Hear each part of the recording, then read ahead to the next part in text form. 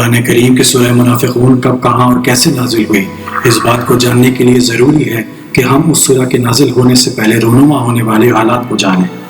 ہجرت مدینہ سے پہلے یہاں کے دو بڑے قبیلے اوس اور خزرج اپنے آئے دن کے جھگڑوں سے تنگ آ کر یہ فیصلہ کر چکے تھے کہ قبیلہ خزرج کے رئیس عبداللہ بن ابی کو اپنا سردار بنا لیں، یہاں تک کہ اس کے لیے تاج بھی بنوایا جا چکا تھا۔ انہی دنوں اسلام کا چرچا مدینے پہنچا اور ان دونوں قبیلوں کے باثر افراد نے اسلام قبول کر لیا، اور پھر اسی وجہ سے ان دونوں قبیلوں کی نگاہیں اگلے سردار کے لیے عبداللہ بن ابی کے بجائے نبی کریم صلی اللہ علیہ وآلہ وسلم پر جا رکی، یہاں تک کہ ایک وفد نے آپ صلی اللہ علیہ وآلہ وسلم کے ساتھ ملاقات کی اور آپ صلی اللہ علیہ وآلہ وسلم کو مدینہ تشریف لانے کی دعوت دے ڈالی۔ ظاہر ہے اس عمل سے عبداللہ بن ابی حسد اور غصے کی آگ میں جل اٹھا، مگر اکثریتی فیصلہ آپ صلی اللہ علیہ وآلہ وسلم کے حق میں ہونے کی وجہ سے کچھ کر نہ پایا، اس لیے اس نے مسلمان ہونے کا ڈھونگ رچا کر مسلمانوں کو نقصان پہنچانے کا عمل شروع کر دیا۔ بظاہر تو اس کی زبان میٹھی اور مسلمانوں کے لیے پر اثر ہوتی تھی، مگر خفیہ طور پر اس نے کفار سے ساز باز کر لی اور کئی اہم موقعوں پر مسلمانوں کو نقصان پہنچانے کی کوشش کی۔ یہ واقعہ جب رونما ہوا جب آپ صلی اللہ علیہ وآلہ وسلم نے غزوہ المستلق میں فتح حاصل کی۔ ابھی آپ صلی اللہ علیہ وآلہ وسلم اسی بستی میں ٹھہرے ہوئے تھے کہ دو اصحاب جن کا نام جوجہ بن مسعود تھا اور آپ حضرت عمر رضی اللہ تعالیٰ عنہ کے ملازم تھے، اور دوسرے صحابی حضرت سنان رضی اللہ تعالیٰ عنہ جن کا تعلق قبیلہ خزرج سے تھا، آپس میں جھگڑ پڑے اور نوبت ہاتھا پائی تک پہنچ گئی۔ جھگڑے میں حضرت جوجہ رضی اللہ تعالیٰ عنہ نے حضرت سنان رضی اللہ تعالیٰ عنہ کو ایک لات مار دی، جو روایات کے مطابق سخت توہین کے زمرے میں آتی تھی۔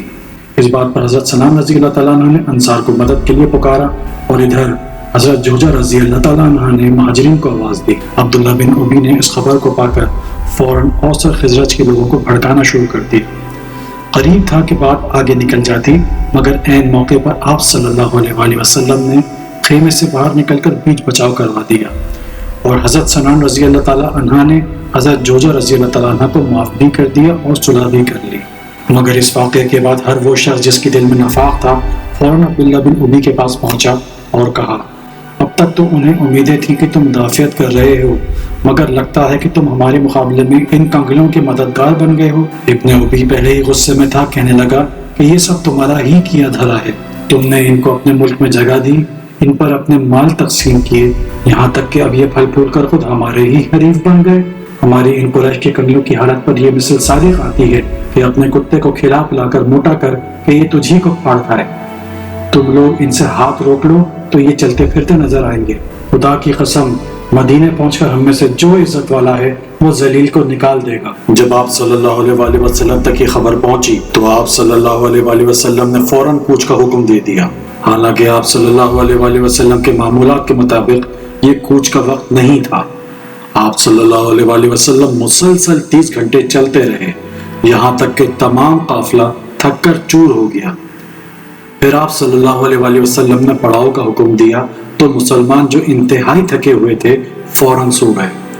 ایسا کرنے سے تمام واقعات جو پیش آئے تھے کافی حد تک مسلمانوں کے ذہنوں سے زائل ہو گئے۔ جب قافلہ دوبارہ چلا تو ایک صحابی حضرت اسید رضی اللہ تعالیٰ عنہ نے آپ صلی اللہ علیہ وآلہ وسلم سے جلد اور غیر متوقع کوچ کی وجہ دریافت کی، تو آپ صلی اللہ علیہ وآلہ وسلم نے فرمایا، تم نے سنا نہیں عبداللہ بن ابی نے کیا کہا کہ مدینہ پہنچ کر عزت والا ذلیل کو نکال باہر کرے گا؟ انہوں نے عرض کیا، یا رسول اللہ، خدا کی قسم، عزت والے تو آپ صلی اللہ علیہ وآلہ وسلم ہیں اور ذلیل وہ ہے، آپ صلی اللہ علیہ وآلہ وسلم جب چاہیں اسے نکال سکتے ہیں۔ اس کے بعد یہ بات پورے قافلے میں پھیل گئی۔ لوگوں نے عبداللہ بن ابی کو آپ صلی اللہ علیہ وآلہ وسلم سے معافی مانگنے کو کہا، مگر اس نے سختی سے منع کر دیا، یہاں تک کہ مدینہ آ گیا۔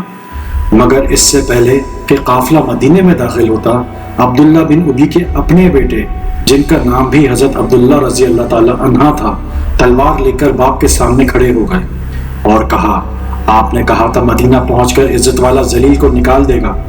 اب دیکھتے ہیں کہ عزت آپ کی ہے یا رسول اللہ صلی اللہ علیہ وآلہ وسلم کی۔ خدا کی قسم، آپ اس وقت تک مدینے میں داخل نہیں ہو سکتے جب تک رسول اللہ صلی اللہ علیہ وآلہ وسلم آپ کو اجازت نہ دیں۔ جب یہ بات آپ صلی اللہ علیہ وآلہ وسلم تک پہنچی تو آپ صلی اللہ علیہ وآلہ وسلم نے عبداللہ بن ابی کو مدینے میں داخل ہونے کی اجازت دے دی، لیکن اس واقعے سے اللہ تعالیٰ نے یہ ثابت کر دکھایا کہ کون عزت والا ہے اور کون ذلیل؟ وہ منافق اپنے بیٹے کے ہاتھوں ہی ذلیل ہوا۔ دوستوں، ہماری خواہش ہے کہ جب تک ہماری اگلی ویڈیو اپلوڈ ہو تو اس وقت تک آپ سورہ منافقون کا ترجمہ پڑھ چکے ہوں۔